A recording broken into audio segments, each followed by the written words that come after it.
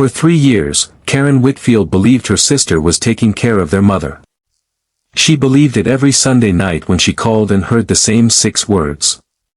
"She's doing fine, don't worry."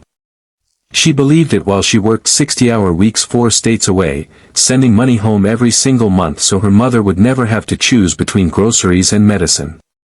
She believed it right up until the afternoon a stranger's message appeared on her phone, a message that would force her to ask a question she had never once let herself consider. What if her sister had been lying the entire time? Before we dive deeper, let us know in the comments where you're watching from. We'd love to hear from you, and don't forget to hit that subscribe button so you never miss any of our upcoming videos. Karen Whitfield was 52 years old, a hospital administrator in Columbus, Ohio, the kind of woman who color-coded her calendar and never missed a bill payment in her life. She had grown up in a small brick house outside Dayton with her older sister Denise and her younger brother Gary, raised by a father who worked the assembly line for 30 years and a mother, Eleanor, who kept every birthday card anyone ever gave her in a cedar box on her dresser. When their father, Robert Whitfield, passed away 6 years earlier, it was Denise who stood at the funeral, took Karen's hands, and told her the words that would shape the next 6 years of her life. "Go live your life," Denise had said. "I'm 20 minutes from Mom. I've got this." And so Karen went.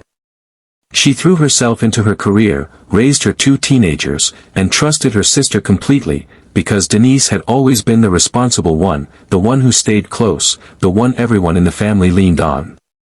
Every month, without fail, Karen wired money to help cover her mother's assisted living deposit, her prescriptions, her utilities. Every month, Denise sent back a short text. "Mom's good. Saw her yesterday. Don't worry about a thing." Karen held on to those texts the way a person holds on to a life preserver, because believing them meant she could keep working, keep raising her kids, keep telling herself that distance had not cost her mother anything at all. The message came on a Tuesday afternoon in March, from a woman named Patricia who used to live 2 houses down from Eleanor and hadn't spoken to Karen in almost 10 years. Patricia said she didn't want to overstep, but she hadn't seen Eleanor outside in months. The blinds stayed shut all day. The mailbox overflowed until the carrier stopped trying to fit anything else inside. Patricia said she knocked twice that week and no one answered, though she could hear the television playing inside both times. Karen read the message 3 times standing in her kitchen, her hands suddenly cold, because none of it matched the woman Denise had described to her every single week for 3 straight years. Karen booked a flight for the next morning. She told herself there was probably an explanation, that her mother was simply private, that Patricia had exaggerated the way neighbors sometimes do. She repeated this to herself on the drive to the airport, during the layover in Charlotte, and again as the rental car pulled onto the familiar street where she had grown up. But the moment the house came into view, every explanation she had built for herself began to fall apart. The lawn, once her mother's pride, had gone brown and overgrown. The porch swing her father built with his own hands hung crooked on one broken chain. The curtains Karen remembered as bright yellow were now gray with dust, pulled shut against the daylight. She knocked, and it took nearly 2 full minutes before she heard the shuffle of slippers on the other side of the door. When it finally opened, Karen barely recognized the woman standing there. Eleanor Whitfield had always been small, but never fragile, never uncertain of her own footing. Now she stood gripping the doorframe with one hand, her cardigan buttoned wrong, her white hair thin and uncombed. For a moment, her eyes simply searched Karen's face without recognition, and Karen's stomach dropped straight through the floor.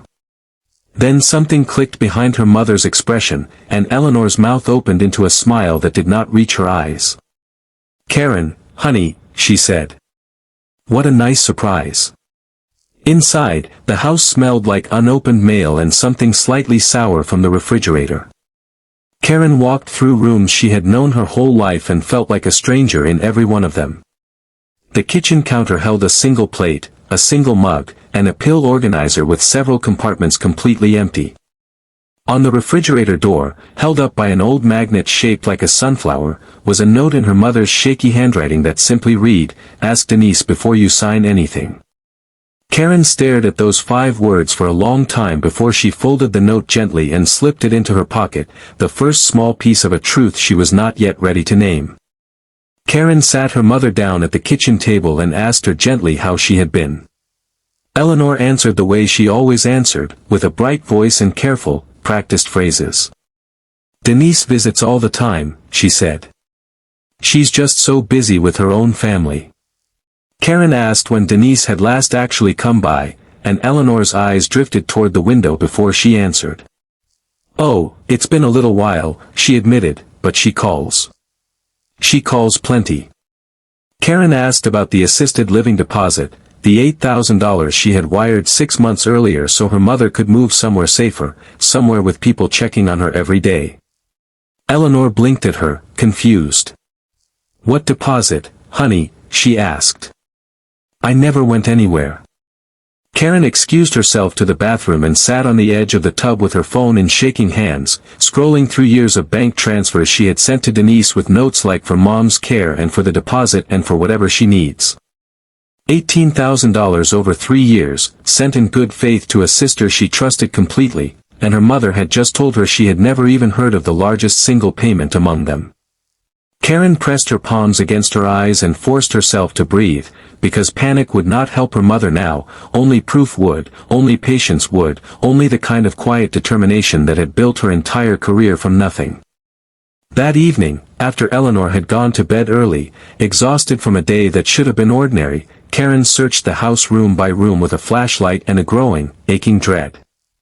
In the drawer of her father's old desk, beneath a stack of expired coupons, she found a folder of documents she had never seen before, papers granting someone named Denise Marie Whitfield Cole full power of attorney over Eleanor's financial affairs.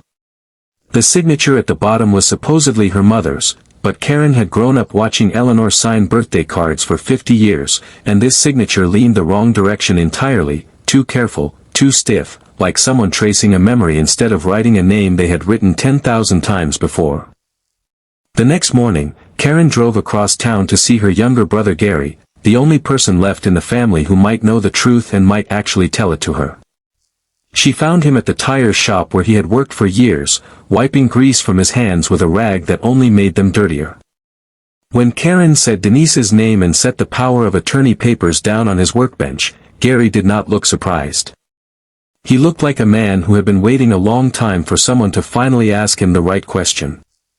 He set the rag down slowly, and for nearly a full minute, he said nothing at all, staring at the paperwork like it might disappear if he looked at it long enough. "I knew something was wrong," Gary finally admitted, his voice low enough that Karen had to lean in to hear him over the shop radio. "Not everything, but enough that I should have called you a long time ago." Karen asked him why he hadn't, and Gary's jaw tightened before the truth came out in pieces, the way truth often does from people who have been carrying it alone for far too long. 2 years earlier, Gary had gotten into serious debt, the kind that keeps a person awake at 3 in the morning doing math that never works out. Denise found out. Instead of helping him, she told him she would keep his secret from their mother, from Karen, from everyone, as long as he signed whatever paperwork she put in front of him and never asked questions about where the money was actually going. Gary reached into a metal toolbox and pulled out a thin folder he had apparently kept hidden for over a year, copies of text messages from Denise that made Karen's chest go tight as she read them. One message said, "Sign it or I tell Mom what you did with her savings." Another said, "Stop asking questions, I'm handling everything, that's what family does." Karen read each one twice, feeling something inside her shift from disbelief into something colder and far more focused. Denise had not simply failed their mother through neglect. She had built a structure of fear and silence around every single person who might have stopped her, using Gary's shame and Karen's distance as the exact tools she needed. Back at the house that night, Karen laid every piece of evidence across her mother's kitchen table, the same table where she had eaten breakfast every morning as a child. Bank statements showing $18,000 sent and never accounted for. The power of attorney with its stiff, unfamiliar signature. Gary's screenshots.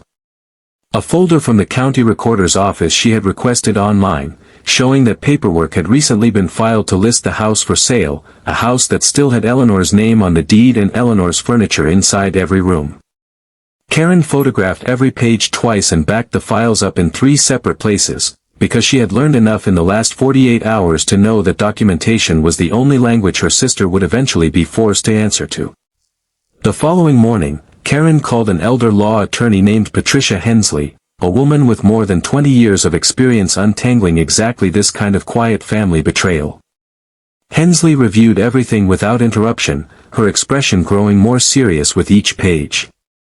She explained, gently but clearly, that what Karen was describing had a name: financial exploitation of a vulnerable adult, and that cases like this were far more common than most families ever realized, often carried out by the very relative everyone trusted the most. She told Karen that the signature on the power of attorney would need to be examined by a handwriting expert, that the attempted house sale could likely be frozen with an emergency filing, and that Gary's messages, despite his own guilt, would be critical in proving that Denise had acted with clear and deliberate intent. Denise arrived at the house 2 days later, expecting nothing more than another ordinary visit, wearing the same easy, confident smile she had worn at every family gathering for years. That smile did not survive the sight of Karen standing in the kitchen with Gary beside her, a folder of documents spread across the table, and Eleanor sitting quietly at the head of it with her hands folded, watching her eldest daughter with an expression Karen had never seen on her mother's face before, somewhere between heartbreak and finally understanding. Denise tried every explanation she had ready. She was managing things. She was protecting Mom's assets. She was the one who actually showed up, unlike everyone else in this family. Karen let her finish every single sentence before she spoke. "I sent $18,000 for Mom's care," Karen said quietly, sliding the bank statements across the table. "Where did it go?" Denise did not answer. Karen slid the power of attorney forward next. "Mom doesn't remember signing this." Denise's eyes flicked toward Eleanor, searching for an ally who was no longer willing to look away. Then Karen placed the county filing on top of the pile, the listing to sell the house Eleanor had lived in for over 40 years. For the first time in longer than Karen could remember, her sister had absolutely nothing left to say. It was Eleanor who finally broke the silence, her voice thinner than it used to be but steadier than it had sounded in days. "A daughter who truly loves her mother does not need her signature to prove it," Eleanor said, looking directly at Denise. "She simply shows up." The kitchen went completely still. Denise reached for an excuse one more time, something about stress, about money problems of her own, about how nobody understood how hard it had been to carry this family alone, but the words came out smaller each time, until they finally stopped coming altogether. In the weeks that followed, Attorney Hensley filed to revoke the fraudulent power of attorney and placed an emergency hold on the sale of Eleanor's house. A handwriting expert confirmed what Karen had already suspected the moment she saw it, that the signature on the document did not match Eleanor's natural handwriting in a single meaningful way. Denise was formally removed from every account tied to her mother's finances, and the case was referred for further investigation into the missing $18,000. Karen learned, through the difficult process that followed, that what had happened to her mother was not some rare or isolated cruelty. It was one of the most common and least reported betrayals in the country, almost always carried out quietly, by someone the family had trusted completely, someone who understood exactly how far love and guilt could be stretched before anyone thought to ask a single hard question. Karen moved her mother back to Columbus that spring, into a bright apartment 15 minutes from her own house, close enough to visit every single day without a single excuse standing in the way.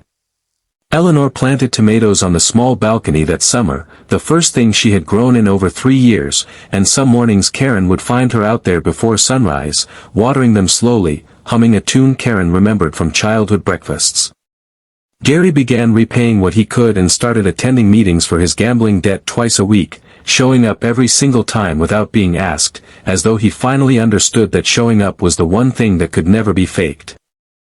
Karen never spoke to Denise again after that afternoon in their mother's kitchen, though she still thinks about her sometimes, usually late at night, wondering at what point kindness had curdled into justification, at what point family had become something to be managed rather than something to be honored. What Karen learned, in the hardest possible way, is that love spoken over the phone every Sunday means very little if it is never once tested by distance, by time, or by the simple, quiet act of actually walking through the front door. Real love checks in. Real love shows up uninvited. Real love asks the uncomfortable question even when the easy answer would be so much simpler to believe. If this story affected you the way it affected so many others who lived through something similar, let us know in the comments where you're watching from, and tell us honestly, would you have trusted a sibling the way Karen once trusted hers? If you believe our parents deserve to be protected, checked on, and told the truth no matter how far away we live, subscribe to the channel, because we have many more true stories just like this one still to share.